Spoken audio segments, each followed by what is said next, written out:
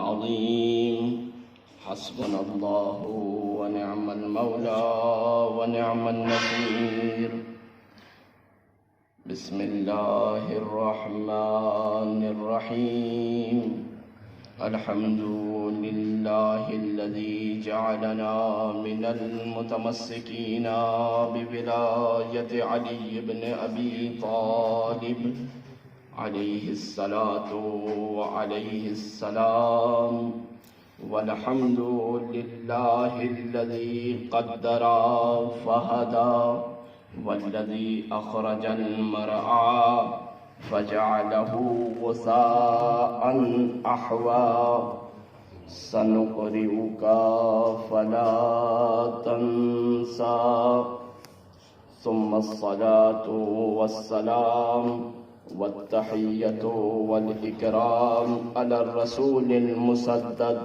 والمصطفى الأمجد والمحمود الأحمد أبي القاسم وأبي الزهراء محمد. اللهم صل على محمد وآل محمد وآله الطيبين الطاهرين المعصومين المظلومين المنتجبين المنتخبين المنيبين الراكعين الساجدين الصائمين السائمين الآمرين الناهين الذين أذهب الله عنهم الرجس وطهرهم تطهيرا. اللهم صل على محمد وآل محمد. ولعنة الله على أعدائهم وغاصب حقوقهم ومنكر فضائلهم أجمعين من الآن إلى قيام يوم الدين.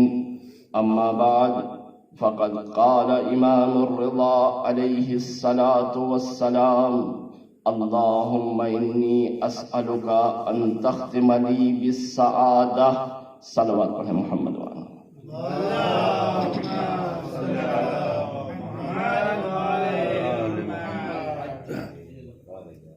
ارباب کرم، جناب فاطمہ معصومہ سلام اللہ علیہا کی شہادت کے عنوان سے یہ مجلس بہت طولانی نہیں ہوگی، انشاءاللہ وقت کے اندر ہی مجلس ختم ہو جائے گی.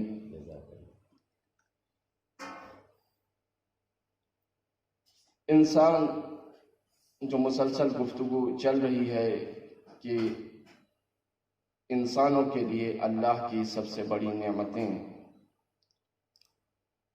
اسی کو مقدمے میں آگے بڑھاتے ہوئے کہ انسان اپنے آپ کو کتنا بزرگ کتنا بلند کر سکتا ہے کہ وہ اپنے اعمال سے، اپنے کردار سے، اپنی رفتار سے اور اپنی تعلیم اور اپنے سیکھنے کے اعتبار سے کہاں تک جا سکتا ہے، اسے تو کوئی بیان نہیں کرتا. لیکن اس کے برعکس بات قرآن مجید نے بیان کی ہے.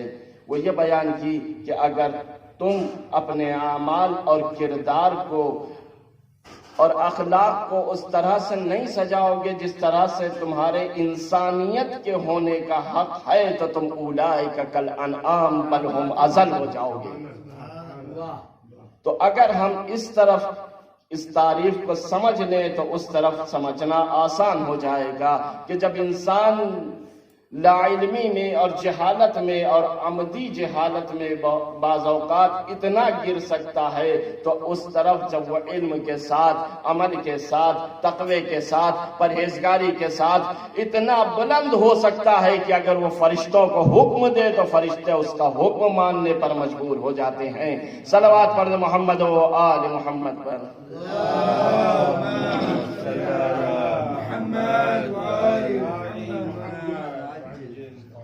تو انسان اپنے آپ کو اللہ سے جب نزدیک کرے اور اس کی نعمتوں سے اپنے آپ کو مستفیض کرے، اور اللہ کے نمائندوں سے جب وہ نزدیک ہوگا تو خدا سے نزدیک ہوگا۔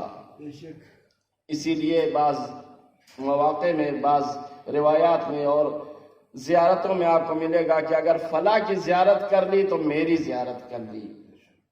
یہ اس بات کا ثبوت ہے کہ اگر ہم فلاں سے نزدیک ہوئے تو خدا سے نزدیک ہوئے۔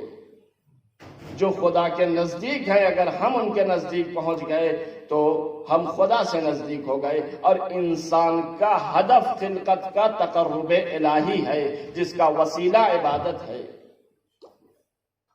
تو ہدف تقرب الہی ہے، اور کس طرح سے حاصل ہوگا؟ یہ اسی طرح حاصل ہوگا کہ خود خداوند عالم کی دی ہوئی نعمتوں سے انسان فائدہ اٹھائے۔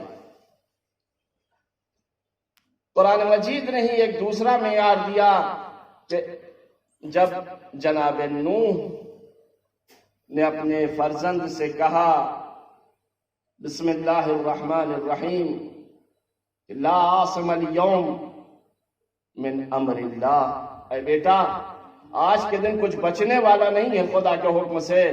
تو اس بیٹے نے پلٹ کے جواب دیا سآوی الی جبل یعصمنی من الماء، اے بابا میں پہاڑیوں پر پناہ لے لوں گا جو مجھے پانی سے بچا لے گا۔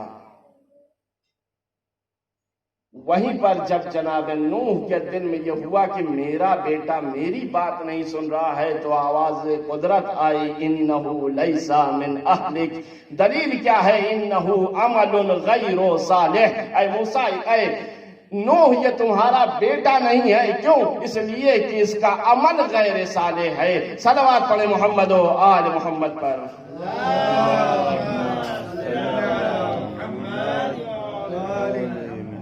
انسان جب عمل کے اعتبار سے اپنے کو ولی خدا سے نزدیک کرتا ہے تو ولی خدا کا بیٹا بھی ہو سکتا ہے، ولی خدا کا رشتہ دار بھی ہو سکتا ہے۔ اب ہم جناب معصومہ کی طرف متوجہ ہوں کہ ہم زیارت میں پڑھتے ہیں، کس طرح سے پڑھتے ہیں؟ السلام علیک یا آدم و صفوت اللہ، زیارت یہاں سے شروع ہوتی ہے۔ اور تمام انبیاءوں کی زیارت کو پڑھنے کے بعد، کیوں تمام انبیاء کی؟ اس لیے کہ ہم 5 اولو العزم پیغمبر کا جب ذکر زیارت میں کر لیتے ہیں اور اپنے نبی کو سلام کرتے ہیں تو جب ہم نے سردار کو سلام کیا، اس کے بنائے ہوئے کچھ اور سرداروں کو سلام کیا، تو اس کا مطلب یہ ہے کہ ہم نے 1,24,000 انبیاءوں کو سلام کیا۔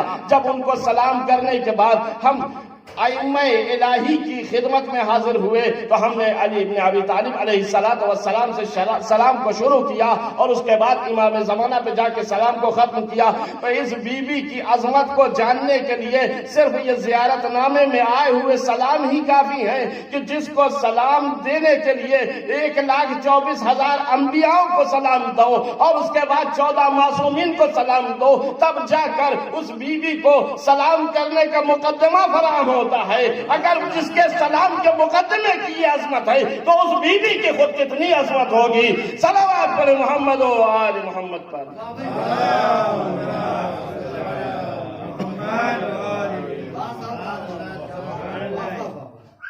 یہ زیارت امام رضا علیہ السلام نے خود ارشاد فرمائی ہے، یا احمد جب تم اس مضجع کی زیارت کے لیے پہنچنا تو وضو کرنا یعنی طاہر ہونا، اس کے بعد چھوٹے چھوٹے قدموں سے قبر کے نزدیک پہنچنا، یہ امام رضا تعلیم فرما رہے ہیں۔ اس کے بعد فرمایا بالائے سر پہ کھڑے ہونا یعنی سرہانے کھڑے ہونا۔ یہ جو ہمارے ہاں پائتی کھڑے ہونے کا رواج ہے یہ ہمارے یہاں کا رواج ہے۔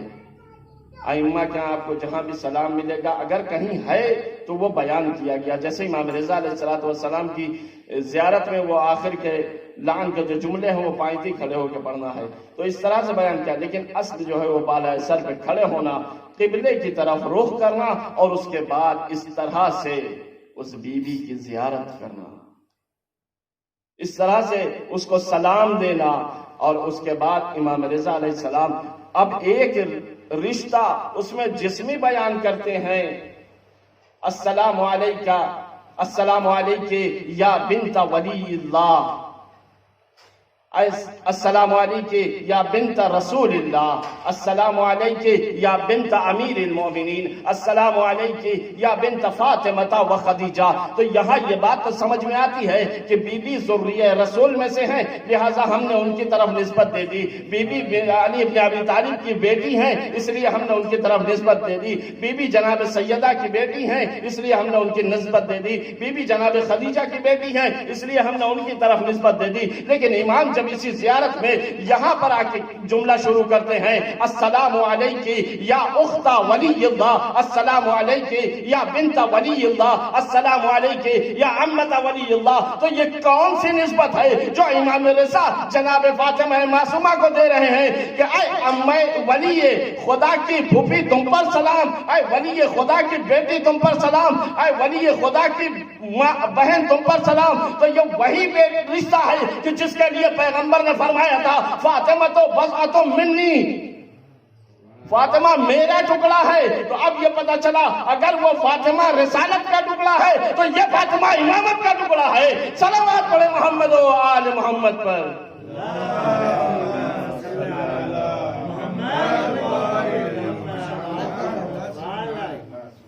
تو وہ فاطمہ اگر رسالت کا ٹکڑا ہے تو یہ فاطمہ امامت کا ٹکڑا ہے، اور اسے الگ سے امام رضا نے بیان کر دیا ہے اپنی زیارت میں۔ اس کے بعد مسلسل آپ سن رہے ہیں جناب فاطمہ معصومہ سلام اللہ علیہا کی فضیلتوں کو۔ آج جناب معصومہ کو کس عنوان سے پہچانا جاتا ہے؟ اس شہر قم کو آج اگر کسی عنوان سے پہچانا جاتا ہے تو وہ علم ہے۔ ہر معصوم کے لیے ایک چیز کی نسبت دی گئی ہے اور وہ معصوم اسی سے مشہور ہوا۔ شہادت کے عنوان پہ امام حسین علیہ السلام، صلح کے عنوان پر امام حسن علیہ السلام، علم عطا کرنے کے اعتبار سے امام جعفر صادق علیہ السلام اور امام محمد باقر علیہ السلام، لیکن علم پھیلنے کے عنوان سے صرف جناب معصومہ کا لقب ہے۔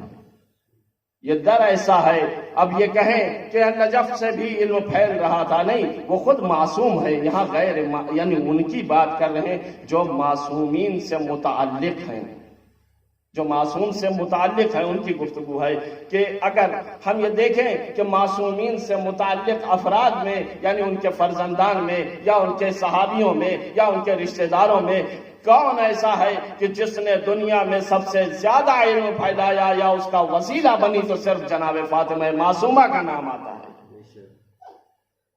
آج دنیا کے بڑی بڑی یونیورسٹیوں میں شہر قم کا نام پایا جاتا ہے، شہر قم سے نکلے ہوئے نظریات کی تحلیل ہوتی ہے، لوگ ان کے جواب دینے کی کوششیں میں لگے ہوئے ہیں۔ تو یہ ہے، تو علم کی فضیلت کیا ہے؟ علم روایتوں میں ملتا ہے کہ العلم حاکم، العلم حاکم، العلم نور، العلم حیاء، العلم فضیلت، العلم کرم، العلم شرف۔ یہ ساری حدیثیں علم کے سلسلے سے ملتی ہیں۔ تو اب جسے بھی آج ہمارے اس دور میں جب مرکز قم بن چکا ہے، آیت اللہ حائری نے قم کو مرکز بنا دیا اس بات کا کہ علم یہاں سے دنیا میں پھیلے، علم یہاں سے دنیا بھر میں جائے، تو اب یہ سمجھ لیں اگر علم چاہیے تو بی بی کے در پہ آؤ، شرافت چاہیے تو بی بی کے در پہ آؤ، کرامت چاہیے تو بی بی کے در پہ آؤ، نجابت چاہیے تو بی بی کے در پہ آؤ، کرم چاہیے تو بی بی کے در پہ آؤ، ارے حاکمیت چاہیے تو خمینی کو دیکھ لو، بی بی کے در پہ آ جاؤ۔ صلوات پڑھ محمد و آل محمد پر۔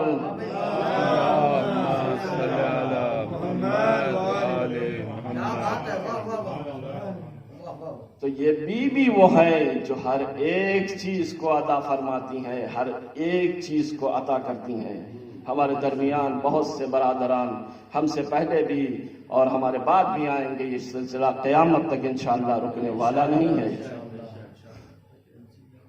ایک چیز میں بریکٹ میں عرض کر دوں، برادر معظم صاحب نے جو پڑھا یہ واقعہ بالکل صحیح ہے کہ وہ خادم جو آیا تھا وہ بہرحال وہ 7 سال سے زیادہ نہیں رہے اپنی پوسٹ پر، جو اتنے سخت تھے، اس لیے کہ 3 واقعات ان کے لیے اس طرح کے نقل ہوئے جس کی وجہ سے خود انہوں نے اپنی پوسٹ چھوڑ دی کہ اتنے سختی جناب معصومہ کے حرم میں اچھی نہیں ہوتی ہے۔ اکثر ہم لوگ چاہتے ہیں خادم جو ہے وہ بعض اوقات بہت بدتمیزی سے پیش آتے ہیں واقعاً، لیکن بہت سے خادم ایسے ہیں کہ واقعاً ایسا لگتا ہے کہ یہ انسان نہیں فرشتہ ہے جو جناب معصومہ کی خدمت کر رہا ہے۔ اور اس کے بعد جناب معصومہ کی شخصیت کو اگر ہم دیکھیں یا ایک خاتون کے عنوان سے اہل بیت کی ایک فرد کے عنوان سے دیکھیں تو ہم اس بات کو دیکھیں گے کہ اہل بیت کی 3 خاتون ایسی ہیں کہ جنہوں نے ولی خدا کے دفاع کے لیے گھر سے باہر قدم نکالا۔ میں صاف عرض کروں کہ اس بات کو نہیں مانتا کہ جناب معصومہ امام رضا کی بہن تھی اس لیے آئی یہاں تک، جناب زینب امام حسین کی بہن تھی اس لیے کربلا تک آئی، جناب سیدہ امام علی کی بیوی تھی اس لیے مسجد میں پہنچی، نہیں، ایسا کچھ نہیں ہے۔ انہیں اپنے ولی خدا کی معرفت تامہ حاصل تھی جس کی بنیاد پر جناب فاطمہ معصومہ نے مدینہ چھوڑا، قوم تک آئی، جناب زینب نے مدینہ چھوڑا، شام تک پہنچی، اور جناب سیدہ نے گھر کی دروازے کو چھوڑا اور مسجد میں پہنچ گئی جبکہ بابا کا وجود نہیں تھا۔ صلوات پڑھے محمد و آل محمد پر۔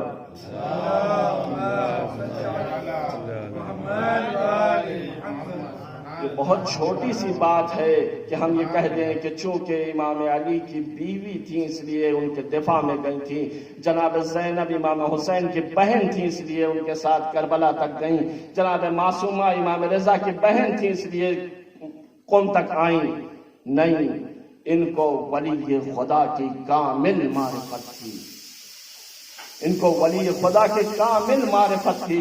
کس طرح سے معرفت تھی؟ اس طرح سے معرفت تھی کہ جناب سیدہ کی پرورش پیغمبر اسلام نے کی تھی، توجہ رکھیں، جناب سیدہ کی پرورش پیغمبر اسلام نے کی تھی، جناب زینب کی پرورش امام حسین نے کی تھی، جناب فاطمہ معصومہ کی تربیت امام رضا نے کی تھی۔ صلوات پڑھے محمد و آل محمد پر۔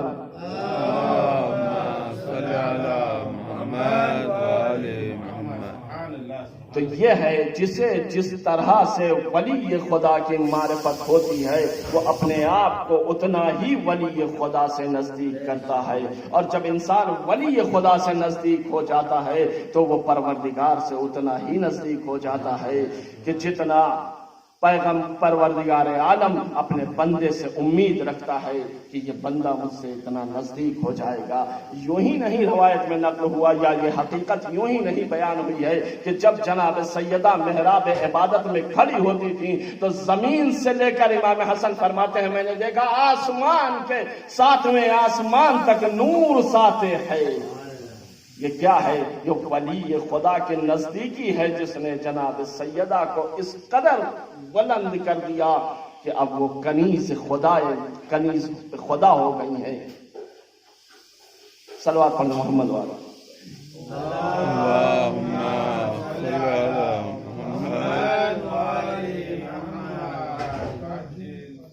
تو یہ ہے ولی خدا سے نزدیکی کا اثر۔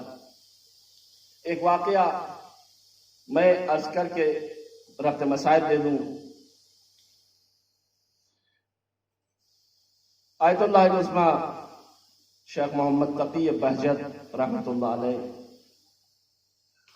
اور ابھی جو ہم متولی حرم دیکھ رہے ہیں ان سے پہلے آیت اللہ مسعودی خمینی جو تقریباً 22 سے 23 سال تک یا 23 سال تک تقریباً متولی حرم تھے۔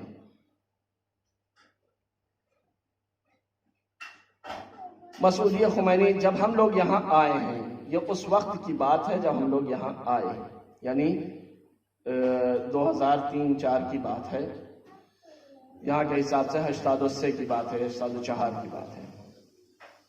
مسعودی خمینی چونکہ پہلے آپ کو معلوم ہے نہ اتنا یہاں صرف کولر تھا، کوئی وہ اے سی او سی لگوا نہیں رہا تھا، اور آیات اعظام کے گھر میں اور خصوصاً آیت اللہ بہجت جیسے علماء کے گھر میں اصلا سوال یہ نہیں تھا کہ کوئی کولر بھی لگوا دے یا اے سی بھی لگوا دے. تو گرمی جب ہوتی تھی تو یہ ابھی بھی آیت اعظام کا یہ شیوا ہے کہ یہ مشہد چلے جاتے ہیں. ان سے ایک میرے دوست نے جا کے پوچھا آیت اللہ مکارم سے کہ آپ لوگ کیوں جاتے ہیں, آپ 2 مہینہ یہیں رہیے گرمی میں بھی, اب تو امکانات فراہم ہے, ابھی یہ پچھلے سال کی بات ہے, آپ یہاں رہیے, امکانات فراہم ہے, کیا مشکل ہے. کہا نہیں, ہم وہاں جو 2 مہینہ جا کے رہتے ہیں ہم فیض امامت سے مستقیماً فیضیاب ہونا چاہتے ہیں. یہاں مل رہا ہے ہمیں, لیکن ہم مستقیماً امام کی بارگاہ میں حاضر ہونا چاہتے ہیں, اس لیے ہم سال کے 2 مہینے وہاں جاتے ہیں. تو ہمیں بھی اگر موقع ملے سال میں 1 بار بھی تو ہمیں بھی جانا چاہیے. مشہد جانے کے لیے جو ہے وہ دریغ نہیں کرنا چاہیے. صلوات پڑھ محمد و آل محمد پر.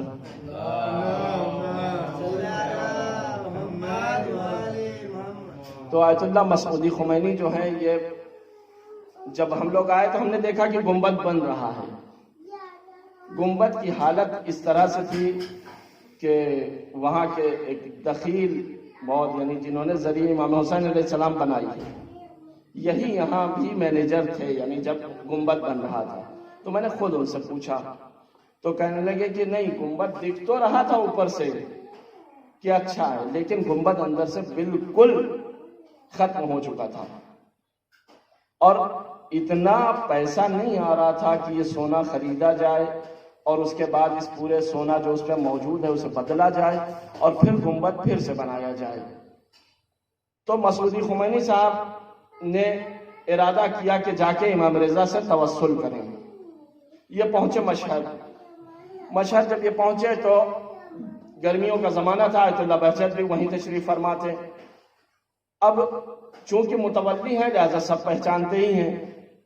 آیت اللہ بہجت جس وقت حرم سے باہر نکل رہے تھے تو آیت اللہ مسعودی خمینی اس وقت حرم میں انٹری کر رہے تھے. گیٹ پہ ان کی ملاقات ہوتی ہے. گیٹ پہ ملاقات ہونے کے بعد سلام دعا احوال پرسی اور اس کے بعد وہ چلے جاتے ہیں. آیت اللہ بہجت اپنے استراحتگاہ میں چلے جاتے ہیں, مسعودی خمینی حرم میں چلے جاتے ہیں. دوسرا دن وہی وقت پھر ملاقات ہوتی ہے کہ گیٹ پہ ہوئی, سلام دعا ہوا اور اس کے بعد پھر وہ اپنے کام سے.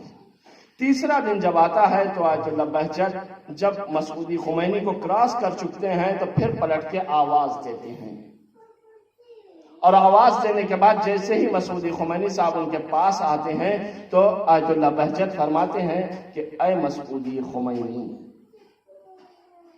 امام رضا علیہ السلام نے کچھ کاموں کو اپنی بہن پہ واگزار کر دیا ہے, یعنی ان کو سونپ دیا ہے. اب امام رضا کے پاس آنے کی ضرورت نہیں ہے تم کو, تم یہاں بلا وجہ آئے ہو, تمہارا کام وہیں ہو جائے گا. آیت اللہ مسعودی خمینی کہتے ہیں کہ میں فکر میں پڑ گیا, سوچنے لگا یہ کیا کہہ رہے ہیں آیت اللہ بہجت, لیکن چونکہ ایک عارف واصل ہیں لہذا ہم نے کہا کہ ضرور ان کی بات میں کوئی اثر ہے. ہم واپس چلے آئے اور اس کے بعد ہم نے آ کر یہاں توسل شروع کیا. خادموں نے کچھ دن تک جناب معصومہ سے توسل گروہی طور سے شروع کیا کہ بی بی کوئی راستہ فراہم ہو, ہم اس گنبد کو بنوائے, ورنہ خدا نخواستہ کہیں ایسا اتفاق نہ ہو جائے کہ کچھ زوار جو ہے وہ آپ کی زیارت کو آئیں اور پھر اپنے گھر واپس نہ جا سکیں. مسعودی خمینی نے بیان کرتے ہیں کہ بس اسی کے بعد ہم کو خیرین کے فون آنا شروع ہوئے اور پھر انہوں نے فوراً جو ہے سال بھر کے اندر کام شروع کروا دیا. تو یہ جو ہمارے سامنے بنا یہ تو ہم دیکھ رہے ہیں کہ اس طرح سے یہ بیوی کا کرم ہمارے سامنے ہوا. مسعودی خمینی کا بیان ہے کہ وہ کہہ رہے ہیں کہ میں اسی سوچ میں تھا کہ کچھ کام ایسے ہیں جن میں تمہیں مشہد آنے کی ضرورت نہیں ہے. آیت اللہ بہجت کو یہ کس طرح سے پتہ چلا, یہ کیسے انہیں معلوم پڑ گیا کہ کچھ کام ایسے ہیں جو بی بی کے کو واگزار کر دیے گئے, ان کے سپرد کر دیے گئے. ایک دن آیت اللہ مسعودی خمینی اپنے دفتر میں, یہی جو بالائے سر میں دفتر بنا تھا پہلے یہی کمرہ تھا, اسی میں سب بیٹھتے تھے. اندر 2-3 کمرے ہیں ملا جلا کے, سب اسی میں, مدیر اور جتنے معاون اور سب یہ سب اسی میں تھے. تو وہاں ایک شخص اندر جاتا ہے خادم اور کہتا ہے ایک شخص آیا ہے شمال سے جو آپ سے ملنا چاہتا ہے. مسعودی خمینی نے کہا کہ ٹھیک ہے اسے بھیجو. جب وہ اندر گیا تو وہ اپنی بیوی اور اپنی بچی کے ساتھ تھا۔ جب وہ اندر گیا تو اس نے مسعودی خمینی صاحب نے اس سے پوچھا کہ کیا بات ہے، کیوں تم مجھ سے ملنا چاہتے ہو؟ کہا ہمارے ساتھ کچھ واقعات پیش آئے ہیں جن کی بنیاد پر ہم آپ سے ملنا چاہتے ہیں۔ مسعودی خمینی صاحب نے کہا کہ ٹھیک ہے، بیان کرو۔ اس نے کہا کہ ہم 7 مرتبہ مشہد جا چکے، میری بیٹی فلج تھی، زمین گیر تھی، یہ چل نہیں سکتی تھی، ہم 7 مرتبہ مشہد گئے، امام رؤوف سے ہم نے توسل کیا، اور آخری مرتبہ جب ہم گئے تو ہم نے اپنے گھر کے کچھ سامان کو بھی بیچ دیا۔ تب ہم مشہد پہنچے اور زیارت کر کے پلٹے ہی تھے، ابھی مشہد سے ہم آئے نہیں تھے کہ دوسرے دن صبح سے میری اس بیٹی نے ضد پکڑ لی کہ ہم کو قم لے چلو، ہم کو قم لے چلیے بابا، ہم وہاں ٹھیک ہو جائیں گے، ہمیں قم لے چلیے، کچھ بھی ہو جائے ہمیں قم لے چلیے، ہم وہاں ٹھیک ہو جائیں گے۔ اس باپ نے جب مسعودی خمینی سے بیان کیا تو مسعودی خمینی نے پوچھا پھر کیا ہوا؟ کہا یہ جو کھڑی آپ کے سامنے سراپا بیٹی ہے میری، یہ بیٹی ابھی 10 منٹ پہلے تک چلنے سے معذور تھی، ہمارے پاس تو ویل چیئر بھی نہیں تھی، میں اسے کسی طرح گود میں اٹھاتا تھا اور زیارت کے لیے لے آتا تھا۔ مسعودی خمینی اپنی کرسی سے اٹھ کے کھڑے ہوئے، اس باپ کا بوسہ لیا، اس بچی کے ہاتھ کو چوما، کہا تم پر جناب معصومہ کا نظر کرم ہوا۔ اور ایک مرتبہ جناب بہجت کی بات انہیں یاد آئی کہ جناب امام رضا نے کس طرح سے یہ فرمایا ہے آیت اللہ بہجت سے کہ ہم نے کچھ کام اپنی بہن کے سپرد کر دیا، تمہیں یہاں تک آنے کی ضرورت نہیں۔ تو اس واقعے سے یہ تو ضرور پتہ چلتا ہے کہ مراجع کرام پر ہمارے ائمہ کی نظر خاص ہوتی ہے، اور مراجع کرام جو بیان کرتے ہیں وہ حکم امام بھی ہو سکتا ہے۔ صلوات پڑھے محمد و آل محمد پر۔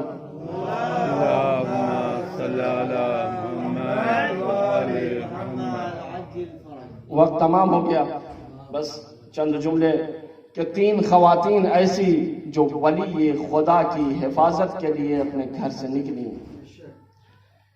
ایک بیوی وہ جو مسجد نبوی میں آئی اپنے امام وقت کو بچانے کے لیے، ایک بیوی وہ جو قتل گاہ تک پہنچی اپنے وقت کے امام کو بچانے کے لیے، ایک بیوی وہ جو مدینے سے خراسان جانا چاہتی ہے اپنے وقت کے امام کو بچانے کے لیے۔ جب بیوی کا قافلہ جیسے ہی مامون کہ کارندوں نے اسے خبر دی، جاسوسوں نے، کہ جناب فاطمہ معصومہ مدینے سے نکل چکی ہیں اور وہ امام رضا سے ملاقات کرنا چاہتی ہیں، تو اس ظالم کو معلوم تھا کہ اگر بنی ہاشم کی کوئی خاتون گھر سے نکل پڑے اپنے وقت کے امام کی خبر لینے کے لیے تو وہ ظلم کو، ظالم کو اور اس کے ساتھ دینے والوں کو بے نقاب کر دیتی ہے۔ اس نے فوراً ایک دستہ بھیجا اور کہا جہاں مل جائے انہیں ختم کر دینا۔ اس دستے نے جناب معصومہ کے قافلے کو ساوے میں پا لیا، ساوے میں پا لیا اور اس کے بعد اس پر حملہ کر دیا۔ جناب معصومہ کے کاروان میں تقریباً 300 لوگ تھے، جس میں کہا یہ جاتا ہے کہ اکثریت ان کے رشتہ داروں کی تھی، ان کے بھائیوں کی، ان کے بہنوں کی۔ اس طرح سے جناب معصومہ کے کاروان پر حملہ کیا گیا، جناب معصومہ کے بھائی کچھ شہید ہوئے، اور اس کے بعد جناب معصومہ بھی روحی اعتبار سے زخمی ہو چکی تھی، اتنی کہ اب ان کی حالت غیر ہو رہی تھی۔ ایک مرتبہ جناب معصومہ نے پوچھا کہ جاؤ اپنے قافلے کے رہنما سے پوچھا کہ جاؤ دیکھو یہاں نزدیک میں کوئی بستی تو نہیں ہے۔ ایک مرتبہ قافلے کے ساتھ خبر دینے والے نے آ کے خبر دیا ہے بی بی یہاں سے کچھ فرسخ کے فاصلے پر قم ہے۔ کہا ہے جیسے ہی جناب معصومہ نے قم کا نام سنا، کہا میں نے اپنے بابا سے سنا ہے، سمعت ابی، میں نے اپنے بابا سے سنا ہے کہ وہ ہمارے شیعوں کی پناہ گاہ ہے، مجھے وہیں لے چلو۔ جیسے ہی قم والوں کو خبر ملی تو قم والے پورا قم، پورا شہر آج جسے ہم ہفتاد دوتن کہتے ہیں وہاں کھڑا ہوا تھا۔ کس بات کے لیے؟ اس بی بی کے استقبال کے لیے۔ ہاں یہ بی بی وہی بی بی ہے جو گھر سے نکلی تھی، کس کے لیے؟ ولی خدا کے لیے۔ ہاں ایک بیٹی اور ایک बीवी और है तारीख में जो वली खुदा की हिमायत के लिए घर से निकल पड़ी है। अरे ये बीवी जैसे ही कूफे में वारिद होना चाहती है, कूफे वाले इस्तेकबाल को आते हैं, कोई तबल बजा रहा है, कोई तालियां बजा रहा है, कोई कपड़े शादियों के कपड़े पहने हुए, कोई मिठाइयां बांट रहा है। क्यों? इस बीवी का इस्तेकबाल करने के लिए। और उसके बाद एक बीवी और है जो घर से निकली वली खुदा की हिफाजत के लिए। अरे जैसे ही बीवी मस्जिद में आई, क्या देखती है? अबुल हसन के गले में रस्सियों का फंदा, जल्लाद शमशीर लिए सर पे खड़ा है। एक मरतबा बीवी ने आवाज दी, ऐ जालिमो, अबुल हसन को छोड़ दो वरना मैं अपने सर के बाल बिखरा दूंगी। अरे ये तो आवाज बुलंद होना था कि सलमान से नकल है, मस्जिद नबवी की दीवारें इतनी बुलंद हो गई कि एक मुतवस्सितुल कामत इंसान उसके नीचे से गुजर जाए। मैंने अली ने मुझे इशारा किया, मैं अमीर अल मोमिनीन के करीब पहुंचा और उसके बाद सलमान से इमाम ने फरमाया, जाओ सैयदा से कहो बद्दुआ न करेंगी वरना क़यामत आ जाएगी। अरे सलमान आए, हाथों को जोड़ा, बीबी अमीर अल मोमिनीन ने फरमाया है कि हुक्म इमाम है, बद्दुआ न करिएगा। अरे इतना कहना था तो सलमान से बीबी ने कहा, जाओ इन जालिमों से कहो अली को छोड़ दे। अरे जालिमों से कहो कि अली को छोड़ दे। अली को छोड़ा गया। बीबी ने कमर बंदे अली को पकड़ा, अपने साथ लेके आई, घर में दाखिल हुई। बीबी मुझे माफ कीजिए, आप बड़ी खुश नसीब है।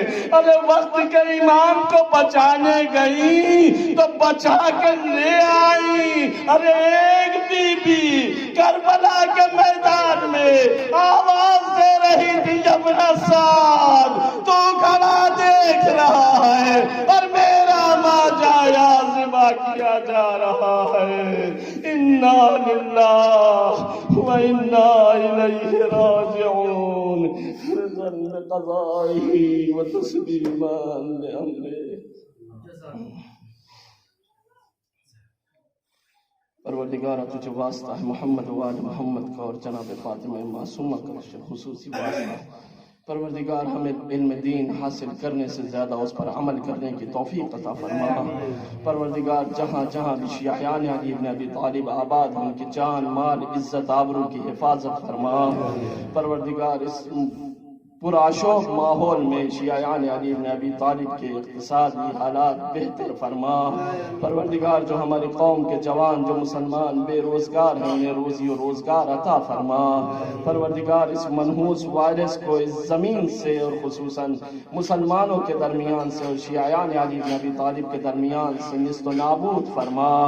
परवरदिगार तुझे वास्ता है मोहम्मद व आले मोहम्मद का और तुझे जनाब फातिमा मासूमा का वास्ता, हम जिस मकसद से शहर मुक़द्दस में आए हैं हमें अपने मकासिद में कामयाबी अता फरमा। परवरदिगार तुझे वास्ता है मोहम्मद व आले मोहम्मद का, हमारे गुज़श्तगान जो इस दुनिया से गुजर गए हैं, वारिसीन लावारिसीन, उन सब की मग़फ़िरत फरमा। परवरदिगार तुझे वास्ता है जनाब फातिमा मासूमा सलामुल्लाह अलैहा का कि हमें अपने अइम्मा की मुकम्मल मारिफत अता फरमा। परवरदिगार तुझे वास्ता है जनाब सैयदा के शिकस्ता पहलुओं का कि हमारे इमाम ज़माने के ज़ुहूर में ताजील फरमा और हमें उनके आवान व अंसार में शुमार फरमा। रब्बना तक़ब्बल मिन्ना इन्नका अंतस समीउल अलीम। आप हज़रात से इल्तिमास है कि एक मरतबा सूरह हम्द और 3 मरतबा सूरह इखलास की तिलावत फरमा कर मोहम्मद अली इब्न नाज़िर हुसैन, मनाज़िर हुसैन इब्न शरीफ हुसैन और मज़ाहिर हुसैन इब्न मनाज़िर हुसैन और अपने तमाम मरहूमीन की अरवाह को बख्श दे। अल्लाहुम्मा सल्ली